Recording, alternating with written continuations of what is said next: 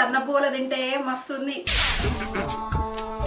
పొద్దుగాల నా తమ్ముని ముంగట సన్న బియ్యంలో తెల్ల పురుగులు పడ్డాయని కొంచెం మాటలు మాట్లాడితే కాదే ఇప్పుడు ఎట్లా అన్నావు? ఏ నువ్వు తింటది నువ్వు పీక్తా వీకు. నేను చెప్పిందే తినాలి, అంటిందే తినాలి. ఎక్కువ తక్కువ కొరినావనుకో కుర్రాయి నూపుతా.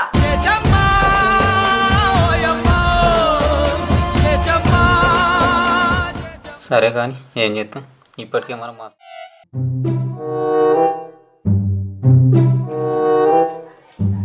ఇలా ఆదివారం కాదు కానీ ఏం పండుగ కూడా లేదు. అవును కదా, చెప్పుడే మర్చిపోయినా. ఇవాళ హైదరాబాద్ నుంచి మా చెల్లెత్తంది, దానికోసమే కోడి కూర వండినా.